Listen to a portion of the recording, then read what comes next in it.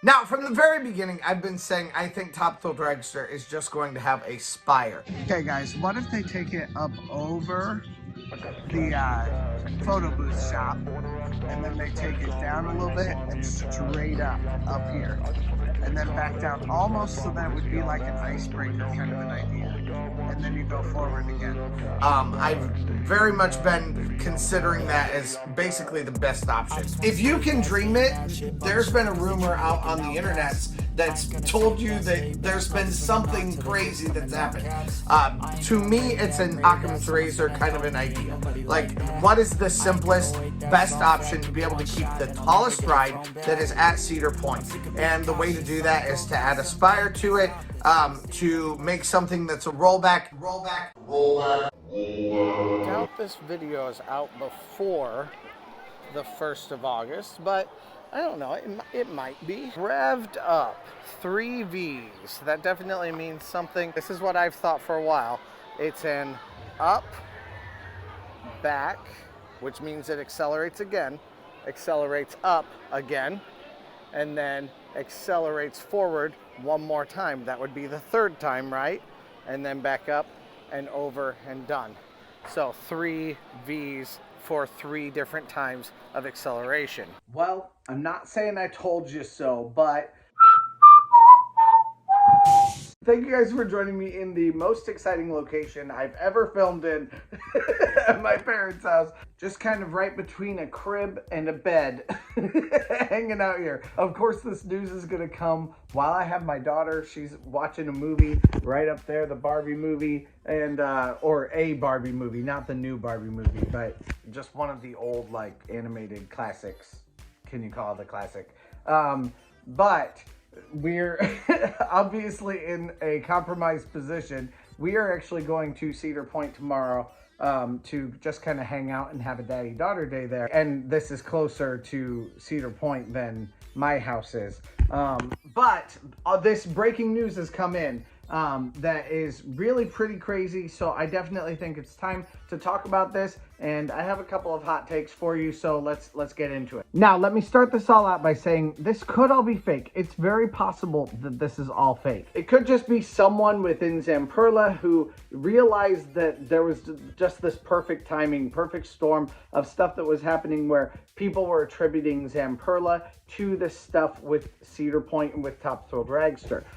If that is the case, then it is very possible that this could all be proven completely wrong. I doubt that's the case, and we'll get into why in a little bit here, but it is a possibility there. Cedar Point is making their real announcement about Top Thrill Dragster or New Coaster 2024 starting 2 days from now. So there will actually be, like, I'll be sitting here at home, hopefully in a better location than this, and I will be talking about all the different things that we're seeing at Cedar Point. As soon as any of the live stream stuff happens, any videos start playing, I'll be talking about it as quickly as I possibly can here on YouTube. But let's talk about what this news actually is. There has been some massive developments on the Top Thrill Dragster front today, because there was a leak that happened on Zamperla's website, basically giving all of the stats that they're going to be giving about this ride, about the new Coaster 2024, Top Thrill Dragster, whatever it's going to be called. And a lot of it is, as I alluded to at the very beginning of this video, exactly what I've been saying from the very beginning of this season. So let's get into the news here, the actual news of what actually broke out on Zamperla's website. So we're just going to read through parts of this right away here. Zamperla partners with Cedar Point on Top Thrill 2, which I really hope is not the name. If that's the name, that's awful.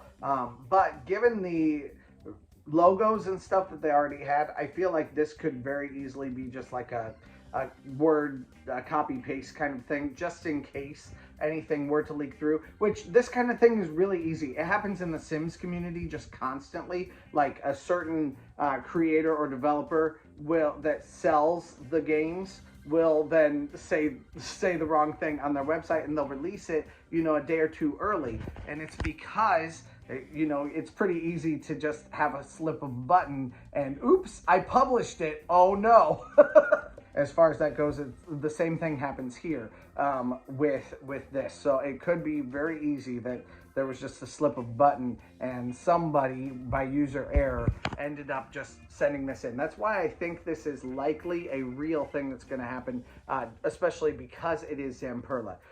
And we've all been assuming Zamperla for quite a while. Maybe not all of us. Obviously, the comments, go read my old comments. I've seen a lot of you that say this is not going to be the case. So we'll see. But I mean, it's looking pretty confirmed at this point. Anyway, let's keep going. Our roller coaster business unit engineered and designed a new ride experience. It combines the ride's original and iconic top hat with a new 128 meter, 420 foot spike. So that's my first spot where I kind of went off track just a little bit. I thought it was going to be a 500-foot spike by a mile. I definitely thought that was going to be the case. I didn't think we were probably going to go all the way up the 500-foot spike, but I thought, what a missed opportunity it would be for Cedar Point if they didn't do that. There's been all kinds of spikes that have been way higher than the actual ride needed to be so that they could break records and stuff. So I thought, surely, you know, what's another 80 feet? They're just gonna do it just so that they can say they have the tallest building or the tallest structure of 500 foot. But then it does say the world's tallest and fastest triple launch roller coaster. So Cedar Point is still going for breaking a record. They're just not going for breaking the record, the one that we just wonder if anyone's ever going to do it.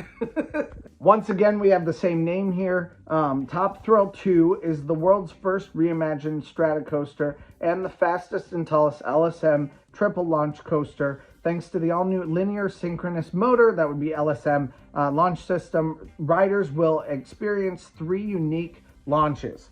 A forward launch at the speed of 119 kilometers or 74 miles per hour, which leads into a new crowd favorite, the rollback. Rollbacks were always a big deal. That's why I thought that this was likely to happen. A forward launch, backwards, back again, up, and then forward again and up over the light, up over the top hat. Then a second backward launch, reaching a speed of 163 kilometers or 101 miles per hour, climbing at a 90-degree angle on the new 128 meter, 420 foot tall vertical spike. A third launch that clocks in at the ride's top speed of 193 kilometers, 120 miles per hour, and speeds over the 128 meal, 420 foot top hat before diving into a 270-degree spiral leading to the finish line. So obviously all that's just the same. That's the rest of the ride. That's the ride as we know it after the spike. It's just the same thing again. Now, there's obviously more to this. They do have a brand new train, and I talked about this before, the lightning train. The lightning train is the reason, like the big reason to me anyway, why I thought that Zamperla was likely to do this. If they didn't have that lightning train, I would have been a bit more on the fence, but the lightning train really was a seller for me. But we'll talk to that a little bit. The train's open design allows for a higher real hourly capacity. Guests can enter and exit the train much faster than the competition. I don't know. Let's talk about that in a little bit here. Put a pin in that. Reimagined car body. The entire chassis is aluminum milled. This not only allows the vehicle to weigh less, it dramatically reduces the amount of NDT, non-destructive testing, required every off-season. This minimum cost of ownership when compared to traditional roller coaster vehicles. Then on top of that, we're talking about a longer track length than we had before at 3,422 feet. The maximum height is 420 feet as it was before. Number of trains was 3, and the vehicles per train is 5, which means that each train can hold 20 people at a time. The seats are also 48 inches, which does have me concerned too. A couple of different reasons. When you have this big of a ride, I mean, I love the idea that younger kids can ride it, but when you have this big of a ride, is this really the place where you want to be, you know, testing that out with kids? Especially, again, your very first outing on something huge like this.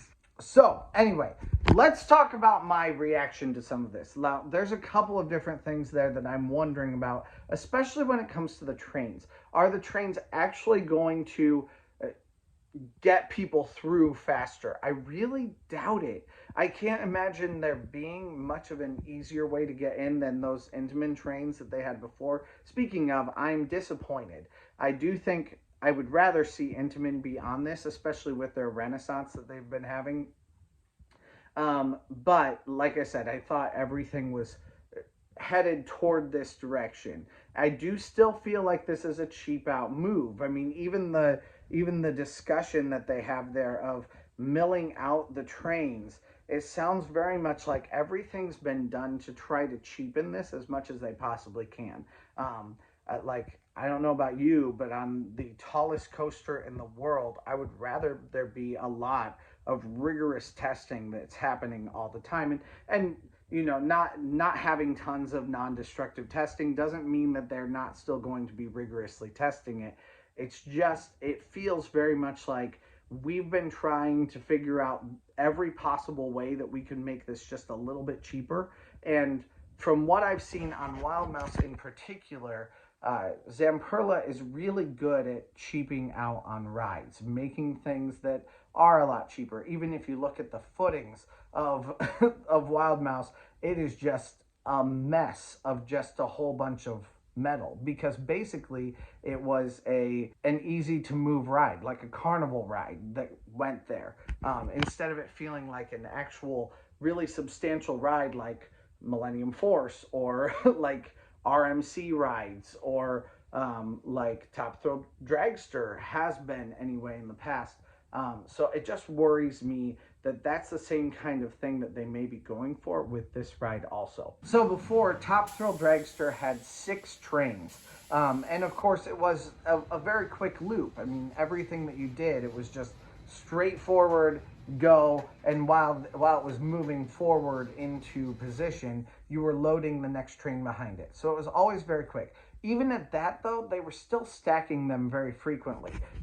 You ended up with more than you really needed with those 6. But it was a very slow load, even with those 6, because of that. And it was 18 riders per each train that went by, which was pretty decent. But again, you had massive lines. I mean, 2 hours, if not more than that, for these rides was not unusual by any means. Now we have 3 trains, and each one of them is at 20, which, okay, it's nice to have that extra 2, but I don't think it's going to really make up for the loss of the extra 3 that we had. There is a sliding track piece. So once your track has gone back and gone forward, they'll be able to slide the track off to the side and move. But by that point, you're not waiting on the track anymore. You're just going to be shooting over the top and back down. I don't know. It worries me about how it's going to work. There are some pieces that are different than it was before. So maybe that'll make it better. It's possible. So I'm not going to completely poo-poo it yet, but I do really worry about the amount that it's going to take. But then also just simply the reliability of Zamperla. And I talked about this at length in the last video. I'll link it right up here, so go check that out also if you want to hear more about my concerns about Zamperla. But they've been known for their like family attractions, their kids rides, and they've kind of been breaking into a little bit more. And we've seen this happen before with Intamin. Intamin was the exact same way, so maybe it could be good. But it really, really concerns me, considering how unreliable Wild Mouse is just already at this moment.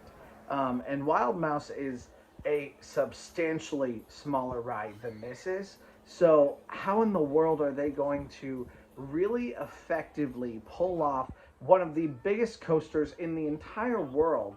I would say the biggest coaster in the entire world once this is done, and really have stretched themselves that far. Now, I did have people in my comments saying there's someone who left Intamin to come to Zamperla. So maybe that's their connection. And maybe that person really has some influence and really is able to do some amazing things with what they have. But I don't know. I mean, you're talking one person out of a company of tons of people. Corporations don't work on one person. So it concerns me. There's a lot of stuff here that I think it's reasonable to be concerned about, and it'll be kind of cool if Cedar Point and Zamperla really pull it off. If that happens, then we'll kind of see history repeat itself in the same way that Intamin really proved itself with their very first family rides, and then went on to make Millennium Force, which is a giant leap inside of Cedar Point.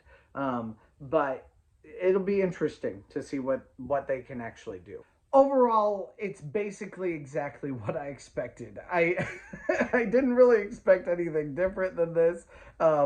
I'm not sure that that's a good thing, though. Yes, I expected it, and yes, I'm a little bit proud that I feel like I called it, unless we find out in 2 days that I totally didn't call it, and this is all just a bluff, which, okay, cool. Like, you got some cool publicity out of it, and I helped in that.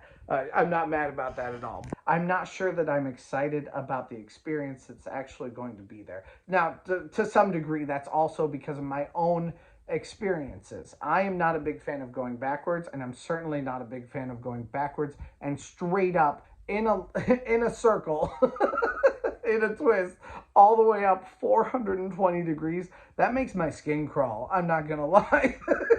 So I'm not sure that we'll really make it all the way up that spike, but oh my word, either way, it's scary. So definitely I'm a little bit concerned about this as far as that goes, but also I'm really just concerned about the cheapness of Intamin just altogether and what they've been putting together, and the way things are working already. Given the light of this news, it really does seem like Wild Mouse was kind of the test run, and like it was like bought on the understanding that they were going to be doing also Top Thrill Dragster, and all the way around, that's there's just a lot of that seems very concerning and very much like a package deal, like something they tried to kind of cheap out on. So I don't know. I would like to hear from you guys, though. What do you think down in the comments? I'd love to hear what your thoughts are. I'd love to hear if you're just like, absolutely not, this isn't what's actually happening. Let me know that down in the comments. I'm fine with that. I want to hear what people think, and if you have an idea that's completely contradictory to mine and you really flesh that thing out, I will pin it up to the top for other people to see, because I want us to get some dialogue going on this. Thank you guys so much for watching today. Sorry this is such a, haphazard kind of a situation for me. But thank you guys for watching, and let's go! Hey, thanks for watching. I release theme park related videos at least a couple times a week, so press that subscribe button if you made it this far. Also, check out similar videos in the playlist to the right, or find my newest video to the left. Thanks again, and let's go!